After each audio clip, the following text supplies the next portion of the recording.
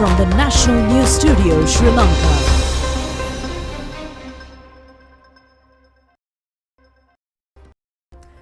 Good evening. Welcome to the National News broadcast coming to you live from the National News Studio here at Rupavahini. I'm Kasni Balachandra. Joining me is Charita Minipurarachi. Let's start off with a quick look at the headlines. Results of GCE Advanced Level Examination 2021 released. 171,497 have qualified for university entrance. Petroleum Corporation says there are sufficient fuel stocks to distribute without a shortage. MP Iran Vikramaratne points out that everyone should support an all-party program. Minister Mahinda Amaravira accuses that opposition leader Sajith Premadasa is trying to protect his post. Police informs not to remit and receive foreign exchange through improper methods. Pakistan seeks international support to provide relief for those who are affected by heavy showers and floods.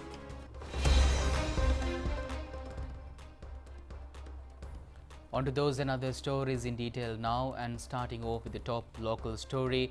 Results of the GCE Advanced Level Examination 2021 have been released. Accordingly, 171,497 have qualified to apply for universities, which is a percentage of 62.9%.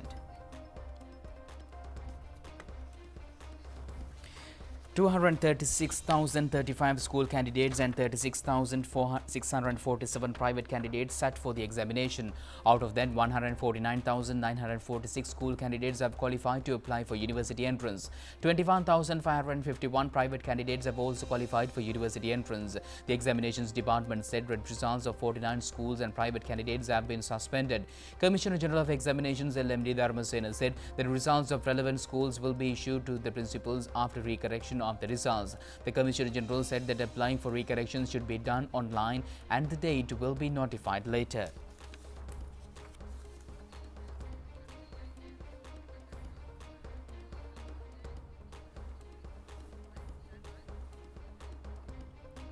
And meanwhile, the Ceylon Petroleum Corporation says that there are sufficient stocks to distribute fuel, including diesel, petrol and kerosene.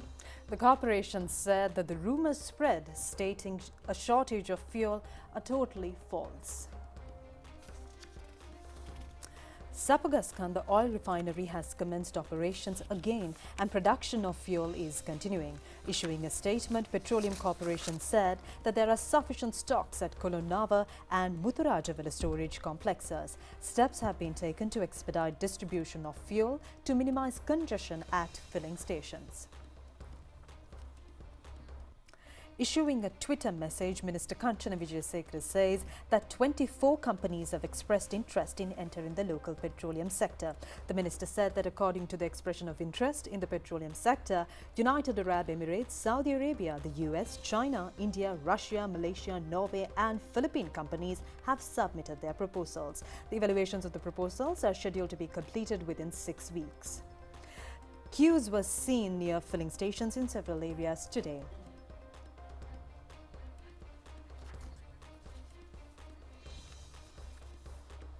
And meanwhile, Prime Minister Dinesh Gunawardena has requested the International Monetary Fund to pay their attention on groups that are facing economic risks. He mentioned this during a discussion with the IMF delegation headed by Peter Brewer. The Prime Minister explained steps taken to increase exports and to reduce importation of non-essential goods and welfare measures taken on behalf of the poorest segments in the society. The head of the IMF delegation, Peter Brewer, said that they would report to the International Monetary Fund Board after discussing with the government opposition and other stakeholders. Head of the IMF delegation, Dr. Masahiro Nozaki, said that it is essential to take steps to protect people who are at economically risk when making plans for economic revival and debt restructuring, as pointed out by the Prime Minister. A group of people, including Prime Minister's Secretary Anuradha Dissanayake and Governor of the Central Bank, Dr. Nanandalal Veerasinghe, took part in the discussion.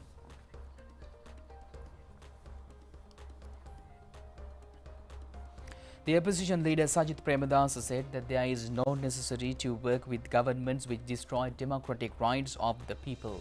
He mentioned this while taking part in the Samaga Jana Balavegaya Yapahuwa seat Balamandala meeting. Opposition leader Sajith Premadasa said that when the situation got heated, the Pohottu appointed a president and the president says there should be an all-party government. Meanwhile, SJP Pradesh Sabha and Urban Council members are being removed. Pohottu members say that chairmanship of COPE and COPA committees cannot be given to the opposition. These committees reveal information related to fraud and corruption. As a clean opposition, we have an ethical right not to join the cabinet. If the rights of the youth and citizens are being destroyed under Prevention of Terrorism Act, we cannot join such a cabinet. If the government takes good decisions to solve serious problems in the country, we will give our support. With the system change, political greed should also change.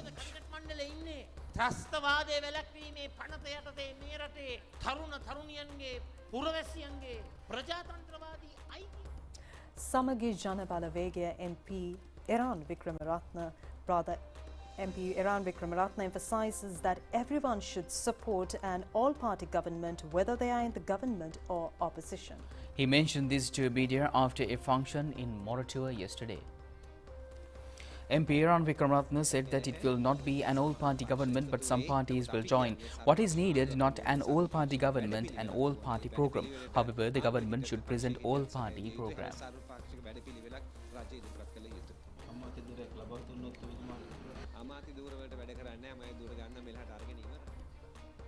Former President Maithripala Sirisena says that present government is not an all-party government but a traditional government.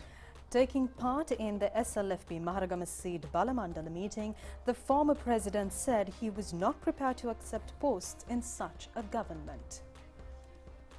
Former President Maithripala Sirisena said that there are rumours stating that 30 cabinet ministers and 40 state ministers will be appointed. He said that they will not agree with that. Pohottu has the majority power in parliament. Therefore, only what is agreeable to Pohottu will be passed in parliament. He said that those who cross over do so for ministerial posts, but not to build the country.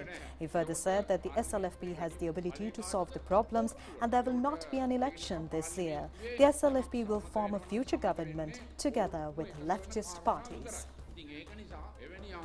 කිසිදු තනතුරක් ගන්න මම නම් යන්නේ නැහැ ශ්‍රී ලංකාවේ දහස් පක්ෂයේ තීන්දුවක් ගන්නෙ නැහැ ඉදිරියේ. ඒක නිසා ජනනායක කවුරු හරි යන්නේ තනතුරු ලෝභයෙන් ඇමතිකම් ලෝභයෙන් ඒවට තමයි යන්නේ. එහෙම නැතුව මේ රට හදන්නවත් එහෙම නැත්නම් රට හදන වැඩපිළිවෙලක්වත් අරගෙන නෙවෙයි. අපි පැහැදිලිවම කියනවා ශ්‍රී ලංකාවේ දහස් පක්ෂයට මේ තියෙන ප්‍රශ්න විසඳීමේ හැකියාවක් තියෙනවා කියලා පැහැදිලිවම කියනවා. මම දන්න විදිහට මට හිතෙන විදිහට කිසිම ඇතිවරණයක් මේ අවුරුද්ද දෙන්නේ නැහැ. ඒ මොකද මේ දවස්වල ඡන්දෙ Minister Mahinda Amaravira says that opposition leader Sajith Premadasa is trying to protect his post without thinking about the country.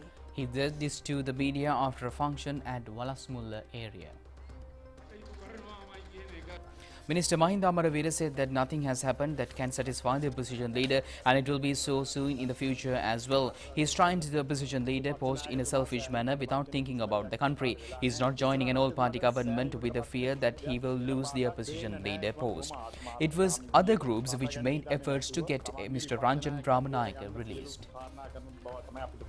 ඒකෙන් දැන් මේ සර්වපාක්ෂික ආණ්ඩුවට එකතු වෙන්නේ නැත්te වෙන හේතුවක් නිසා නෙමෙයි විපක්ෂ නායකකම නැති වෙන්නේ. ඒ නිසා ඔය විපක්ෂ නායකකමත් බේරගෙන මේ රජයේ යන වැඩපිළිවෙලට සහයෝගය දීම තමයි කරන්න ඕනේ. ඒ නිසා රංජන් රාමනායක මහත්තයා බේර ගන්න ලොකු මහන්සි උනේ හරෙන් ෆර්නෑන්ඩෝ අපේ මනුස්සලා ඒ කණ්ඩායම අපිත් අපිට පුළුවන් ආකාරයට අපි මේ වෙනුවෙන් පෙනී හිටියා. මම එතුමා බලන්නත් ගියා. ඔය විපක්ෂ නායකතුමා හැමදාම කැමරා අරගෙන ගිහිල්ලා බැලුවට කැමරා වලට ෂෝ එක දැම්මට එහෙමනේ අපිත් ගිහිල්ලා බැලුවා. ඔය එළියට එම ගැන අපි සතුටු වෙනවා. අර්ධද පූර්ණද කියන ඒවා අපිට විශ්ල ගන්න පුළුවන්. රංජන් රාමනායක මහත්තයාට නැති ප්‍රශ්නයක් විපක්ෂ නායකතුමාට තියෙන්න බෑ. මේක කියන්නේ සාමාන්‍ය වෙන චෝදනාවක් නෙමෙයි අධිකරණ. Attention is paid today on the leopard-human conflict which is being reported from the Central Hills. However, more leopards have been harmed so far. The leopard in Sri Lanka, which is a subspecies of India, is a unique animal to the country.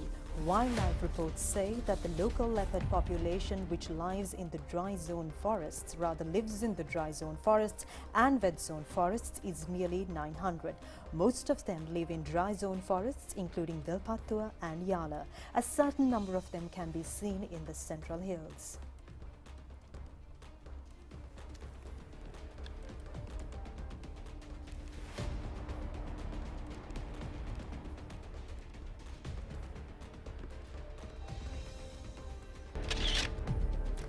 The wildlife officials say that there's a growth in the number of leopards in the Central Hills. The leopards are facing problems to find food as hunting takes place often in the Central Hills. Therefore, it is reported that the leopards come closer to homes to prey on animals such as dogs and goats. This has severely affected estate houses. Although life has not been harmed, several leopard attacks had taken place on estate workers. Therefore, it is a common occurrence to set up traps to catch leopards in estate areas. As a result, more than 20 leopards have died during the last 3 years. The rare black leopard had to face a similar fate recently. 2 leopard deaths were reported in the Central Hills during last week.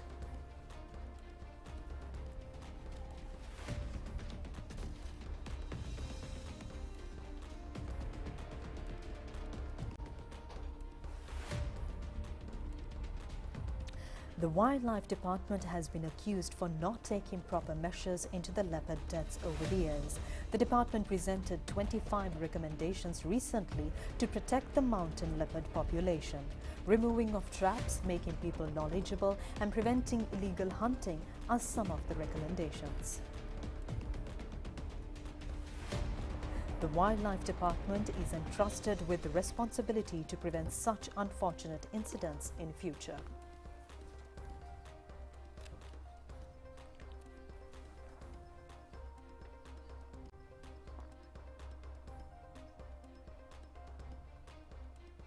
Minister Ali Sabri awarded letters of appointment to a group of Sri Lankan trained nurses who are set to begin their employment at hospitals in the United Kingdom.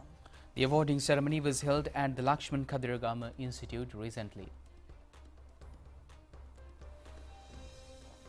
This is the first batch of trained nurses under the program implemented by the International Institute of Health Sciences, Valisara, Sri Lanka, with the facilitation of the Sri Lanka High Commission in London.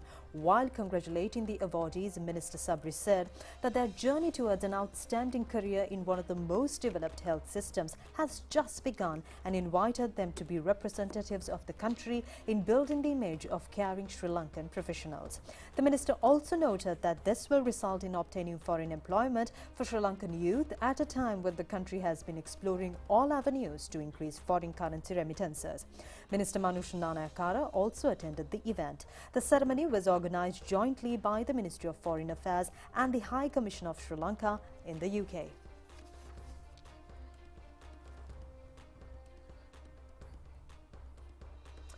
Police have informed the public not to receive and make payments related to foreign exchange through improper methods. The police headquarters said investigations into such activities have been intensified. The central bank has identified several issues that have led to the foreign exchange crisis. Issuing a statement, the police headquarters said that investigations are being conducted on a request from central bank governor. The IGP has appointed out a team from Illegal Assets Investigations Division for the purpose. Police said that apart from that, officials of the central bank are coordinating to find those funds sources and the way those were earned and to eliminate improper foreign currency exchange.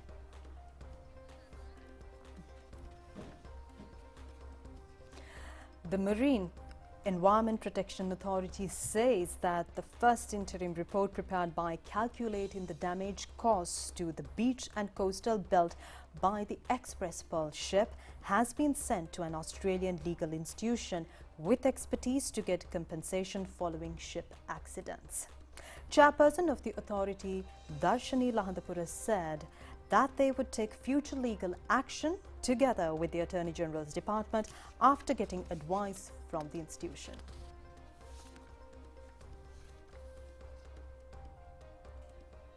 Express Pearl container ship, which was sailing under the Singapore flag, caught fire when an anchorage 9 nautical miles away from the Colombo harbour on 20th May and it sunk on the 2nd of June 2021.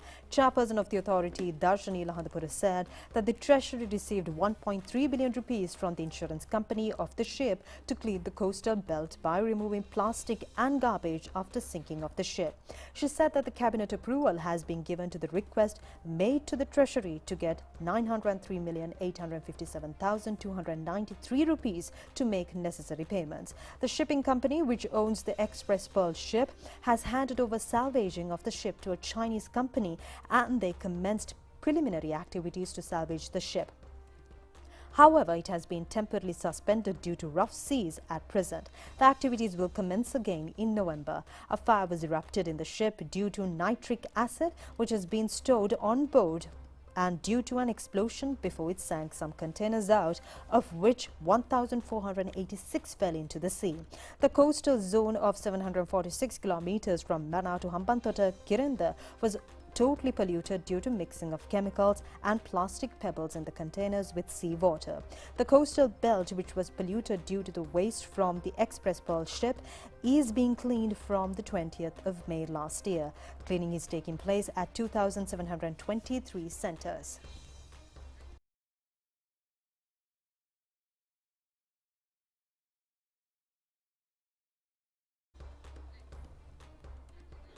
The final Randoli Perahera of Bellanville Asal Festival paraded the street last night. It had been organized for the 72nd time this year.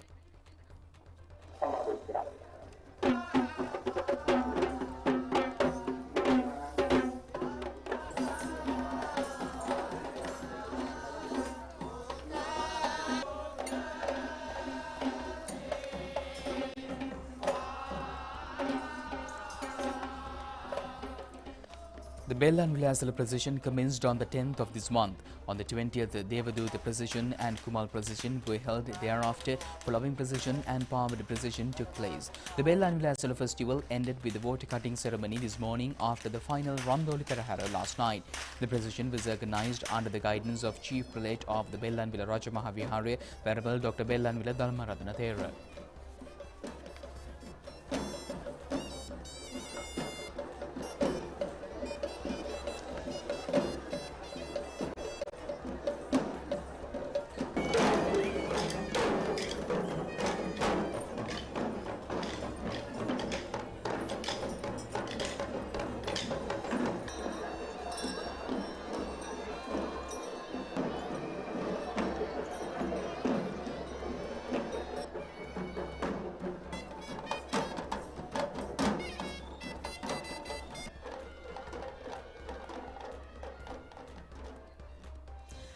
The quartz stupa donated by Myanmar to Sri Lanka was taken to Kalpiti Valukarama temple recently.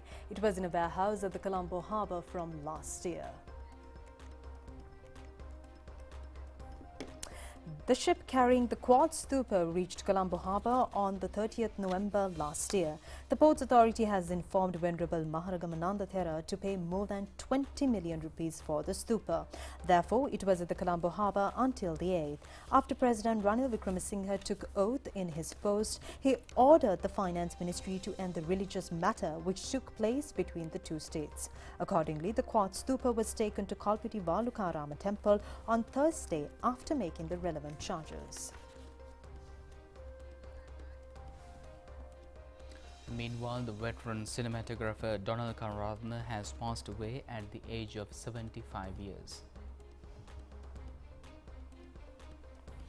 Late Mr. Donald Karuratne was one of the best cinematographers in the country. He was the cinematographer of film directors including Lester James Peris, Dharmasena Pathiraja, Vasanto Besekara and Sumitra Peris. He has worked as the director of the cinematography in more than 65 films.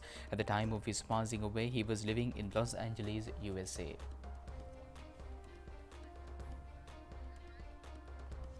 Stay tuned for international news after this break.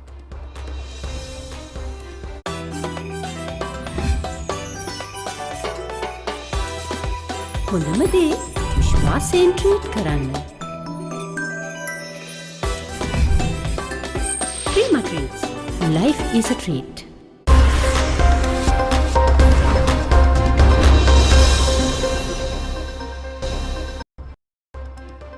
Welcome back with international news. Pakistan is appealing for further international assistance as floods devastate the country, leaving people searching for higher dry ground. The death toll from the monsoon rains has reached 1,033 with 119 killed in the previous 24 hours. The US, UK, UAE and others have contributed to a disaster appeal, but more funds are needed, officials say. The country was desperate for international support. Pakistan has been grappling with economic issues, but now just when we were about to overcome the monsoon disaster hit, funding from a lot of development projects had been routed to the affected people, he added. In the northwest of the country, thousands of people fled their homes after rivers of Khyber Pakhtunkhwa province burst their banks, causing powerful flash floods. The province of Sindhu and the southeast of the country has also been badly affected, with thousands of displaced from their homes. Pakistan's Prime Minister Shehbaz Sharif said 33 million people have been hit by the floods, about 15% of the country's population. He said that losses caused by floods this season were comparable to those during the floods of 2010 and 2011, said to be the worst on record. Officials in the country blame climate change for the devastation, but poor local government planning has exacerbated the impact in the past, with buildings often erected in these areas of prone seasonal flooding.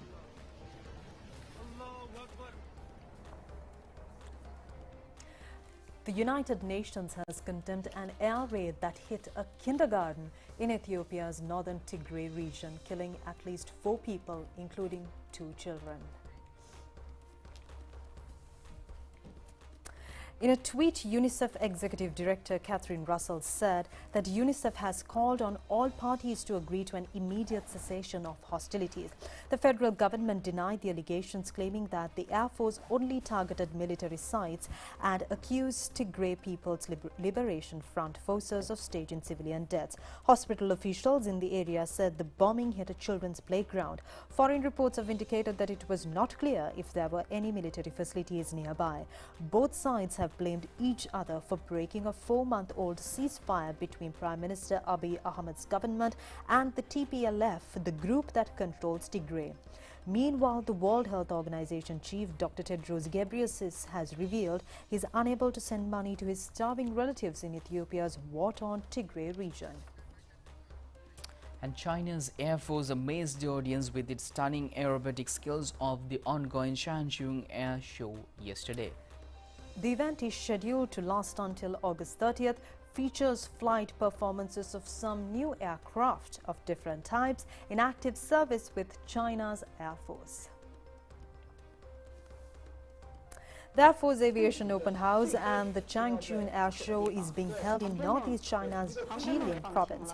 China's 20 series military aircraft, including the J-20, the Y-20 and the YY-20, are on display at the air show. It is the first public static display of the YY-20 aerial tanker.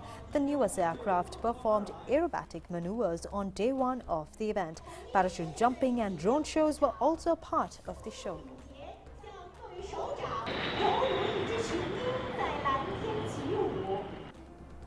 这是一个践行队，来的嘉宾致敬。这是一个空军特有的一个，然后这两架飞机进行交叉，非常漂亮，进行分开。这是一个叠罗汉，小于雷达的分辨率，这个距离分辨率的时候，也是看的就像一。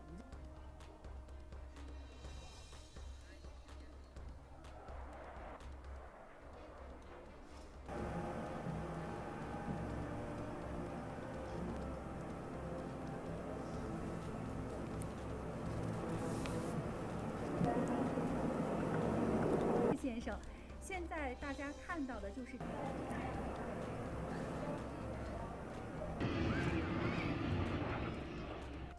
From China's air show for Japan, fireworks have illuminated the night sky in northern Japan for the first time in 3 years with the lifting of coronavirus restrictions. The Omagari fireworks competition in Akita Prefecture drove a big crowd to the banks of the Omano River in Daisen City last evening. 28 pyrotechnic firms of various parts of Japan took part in the 94th competition, in which 18,000 fireworks were used to light up the sky. The event climaxed with a 900-meter string of fireworks that was set off simultaneously. The organizers named the event of the Light of Dawn to symbolize a hope for the future, as the world is still feeling the impact of the pandemic. The number of seats for spectators was reduced to about 110,000 this year, which is about 60% of the usual crowd, as a precaution against the pandemic.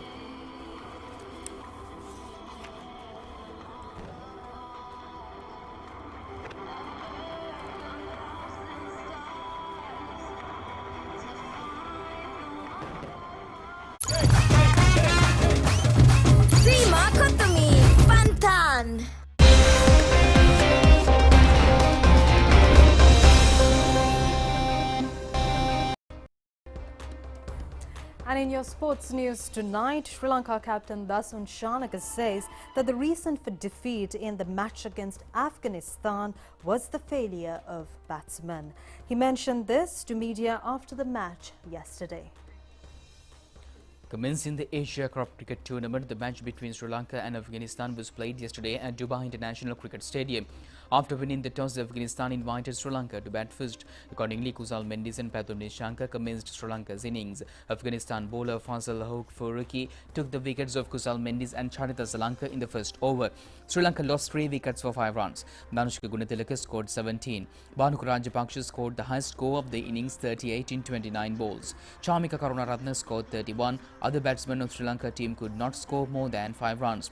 Sri Lanka was all out for 105 in 19.4 overs. Fazal Hoque Faruqi took 3 wickets for 11 runs. Mujibur Rahman and Mohammad Nabi took 3 wickets each.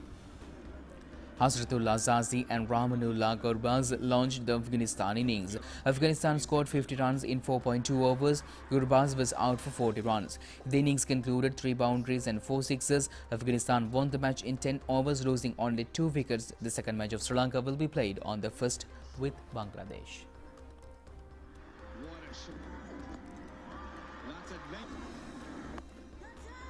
It's up in the air and he's gone.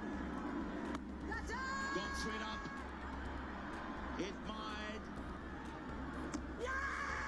Oh, the finger goes up again, and this is just getting from bad to worse. Batting first is assessing. Oh, no. That should be another wicket. No run. Oh, another miscommunication. Now he's made it. Had that throw been a little better, would have been a sure shot out, but that should be taken. That's up in the air. It's in the air. Has he got enough on it? It's a chance. Bowling the innings, and he deserves that. He was brilliant at the top, and he closes the innings out. Yeah, squarely coming into then variation maybe. Here we go. And the off spin. That's what he was trying. Oh, what a shot. Was in. That's a good shot. I don't have a chance. Here we go. Another one. Let me explain that. Rashid Khan going square. There we go. That's all the way. Follow the back shot. Can't really expect much. Not enough flat banded. It's gone up. Another example. Spins. What an anti-climax. Winning runs for Afghanistan. See, it was a really good pitch. It was the first 2 overs that changed the whole match, the situation. I think 3 wickets in the first 2 overs never allow us to come back. So I think it's been a concern over the past 2 years, the partnerships not coming through the innings in the upfront. So I think that's where we should have the more concern. There was due, but see 105, so it was not the best totals to chase down when Sasai and Gurbaz is in. So they know the conditions really well, and they have been playing here since they started their career. So I think it's not about the due factor. So it's about the total that we set. Sports Minister Roshan Ranasinghe says that assistance will be given in future as well for international level sportsmen and women. The minister mentioned this when he visited weightlifter Dilanka Isuru's home in Kurunegala this morning. Dilanka Isurukumar won a bronze medal at the Commonwealth Games this year in Birmingham, England. As a recognition of the victory, Sports Minister Roshan Ranasinghe visited his home today. His coach Rukchan Gunatilaka and Chairman of Sri Lanka Weightlifting Federation Ashok Bandara accompanied the minister. Cash prizes were offered to Dilanka and his coach for their victory. Dilanka Isurukumara is a medalist of Commonwealth Games, Asia and South Asian Games.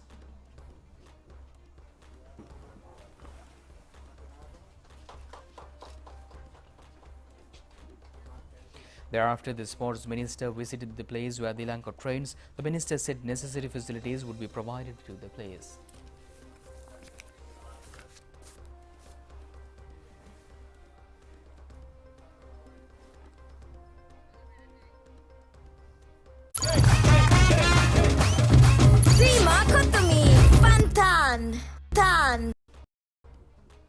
With that, we conclude tonight's English news on Rupavahini. We'll see you tomorrow at the very same time. Good night. Good night.